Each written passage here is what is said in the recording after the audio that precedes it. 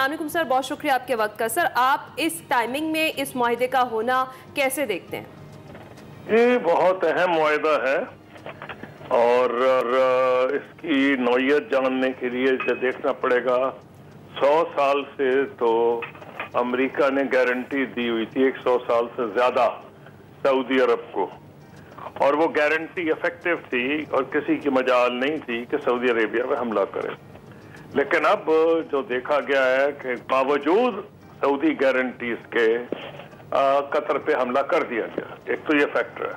Number 2, अगर कोई इस मुल्क सारे इलाके में जो सऊदी अरब का नुकसान अपना नुकसान समझता है और जिससे हमारे बरादराना मजहबी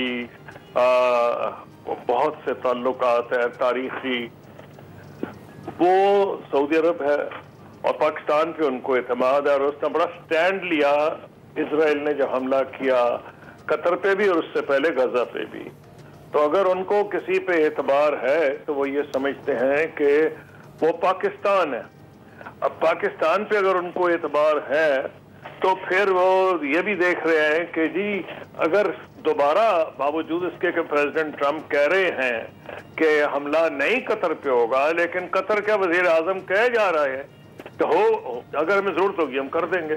अगर वो ये ना भी कहते, सपोजिंग ना कहते वजीर आजम यूएई के, एक दफा जब कॉन्फिडेंस शैटर हो जाए ना, वो तो एक बात है, लेकिन अगर इस वाक़े से पहले भी जाए तो लोगों को ये शक था कि अगर अमेरिका को चूज करना पड़े between Israel and any Arab country और एनी मुस्लिम कंट्री, तो वो शायद उन्हीं के हक में फैसला करेंगे। उसकी वजह बुनियादी तौर पर उनकी लोकल सियासत है अमेरिका की, और खास तौर पर अगर रिपब्लिकन पार्टी का राइट विंग बरसर इक़्तिदार जैसे अब है, उनका तो इक़्तिदार ही इस बात पे उसका इन्हिसार है कि वो हर गलत सही चीज में सपोर्ट करे उनको, क्योंकि उनकी सपोर्ट आती है रिपब्लिकन राइट, एवेंजेलिकल क्रिश्चियंस, और वो ये समझते हैं कि इनको सपोर्ट करना मजहबी फरीज़ा है और इनका वोट से के बगैर उनका गुजारा नहीं होगा। अब अमेरिका को भी खैर फैसला करना पड़ जाएगा, लेकिन वो बाद में करेगा, तो सुपर पावर है, वो अफोर्ड कर सकता है, लेट करे या ना करे, लेकिन ये गल्फ वाले मुल्क अफोर्ड नहीं कर सकते। ये सऊदी उसने जो हमला किया है सोच समझ के किया है, और उसको ये भी ख्याल होगा कि जो हमारे हेजेमोनिक डिजाइन हैं के इलाके में, वो कहता है अमेरिका से नहीं हमसे बात करो, हम इस इलाके के सुपर पावर है। उसका जवाब सिर्फ एक ही था, ना सिर्फ कि ये न्यूक्लियर पावर है पाकिस्तान, दुनिया की वाहिद मुस्लिम न्यूक्लियर पावर, इससे साबित किया है कि मिलिटरीली ये इजराइल से भी इसकी माजी में झड़पें हुई हैं, डायरेक्ट नहीं हुई, मिस्र और शाम में हुई हैं एयरफोर्स की।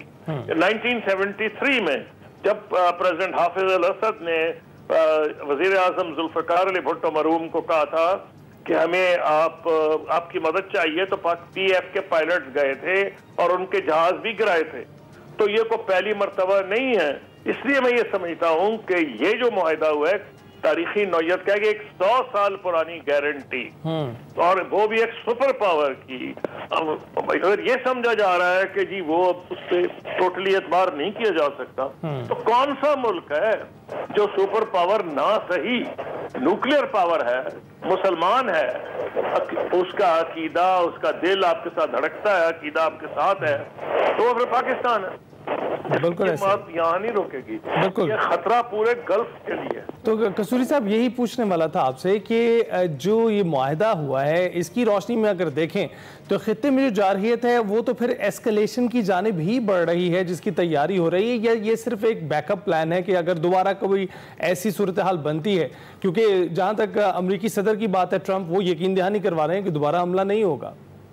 मैं ये कह रहा था आपको, देखें मेरा पॉइंट इसमें यह है कि ऐन मुमकिन है कि इजराइल होश के नाखून ले और वो ये सोचे कि अभी तो ये मुआहदा हुआ और इजराइल को फायदा ही है कि अपनी फौजियों भेज सकता है, क्रॉस बॉर्डर शाम में उसने भेजी है और कब्जा कर लिया है इलाके में।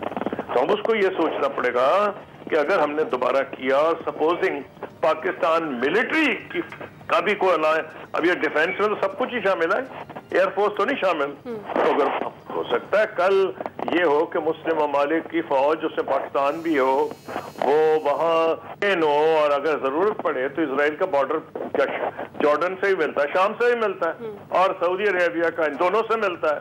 इसका मतलब ये है कि एक थ्रेट, ये एक अमन की कोशिश है, जंग की नहीं।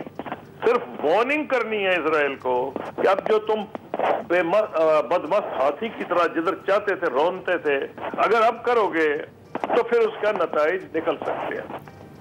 ठीक है, तो सर आपको लगता है कि इस मुआहिदे के बाद ये जो तारीखी मुआहिदा है और जो हालात इस वक्त चल रहे हैं खित्ते के, उसमें नेटो तर्ज का कोई इत्तेहाद अरब ममालिक का बनता हुआ देख रहे हैं इसके बाद? नहीं, नेटो वेटो तो बड़ी बात है। नेटो जो है ना, नेटो की तो मुझे समझ नहीं आ रही। जब सोवियत यूनियन तहलील भी हो गया तो फिर भी उन्होंने बरकरार रखा, हालांकि वार्सो पैक्ट खत्म हो गया था, लेकिन खैर ये उनकी बात है, हमारा नहीं। बात यह है कि जो ये खलीज के ममालिक हैं, मिस्र अपना लुक आफ्टर कर सकता है। मिस्र जो है उसमें ये ताकत है और उसने माजी में 1973 में इनको अच्छी खासी पिटाई की थी। जब तक अमेरिका नहीं आके मिस्र की मदद के लिए, तो अच्छी पिटाई की थी मिस्र, और मिस्र की फौज भी बड़ी है। असल में मसला आ रहा है ये गल्फ कंट्रीज का, और मेरा ख्याल है जो गल्फ कोऑपरेशन काउंसिल है उसके वाले को जरूर खतरा है। उसमें छोटे छोटे मुल्क हैं, although they are very rich, इसलिए अट्रैक्टिव भी हैं। बहरीन है, कुवैत है, कतर है, यूएई है, और सऊदी अरब तो छोटा मुल्क नहीं, बहुत बड़ा मुल्क है, इलाके में पाकिस्तान से बहुत बड़ा है। तो इसलिए मेरा कहना ये था, आबादी उनकी निस्बतन बहुत कम है, लेकिन जो छोटे मुल्क हैं उनको सोचना पड़ेगा कि अगर ये इसी तरह बदमस्त हाथी कभी इधर रौंद रहा है, कभी उधर जा रहा है, इसको रोकने का क्या तरीका है? फौजें तो उनकी बड़ी छोटी हैं, सिवाय सऊदी अरब के या यूएई की भी अच्छी एयरफोर्स हो गई है, तो देखना ही उनको पड़ेगा हम अपने आप का कैसा बचाव करेंगे। तो ये हो सकता है कि पहला कदम हो, लेकिन इससे ज्यादा मैं ऐसा नहीं कहना चाहता, क्योंकि हो सकता है अमेरिका इसके बाद कुछ ऐसी चीज करे कि उनका कॉन्फिडेंस बहाल करे। लेकिन मुझे मुश्किल लग रहा है कि अमेरिकन प्रेसिडेंट ट्रम्प की नहीं बात कर रहा, कोई प्रेसिडेंट भी ऐसी गारंटी दे सकता है कि अगर इजराइल हमला करे मुस्तकबिल में तो वो टोटल सपोर्ट करेंगे इजराइल के खिलाफ। ये बहुत मुश्किल बात नजर आ रही है। बहुत मुश्किल बात नजर आ रही है। बहुत बहुत शुक्रिया।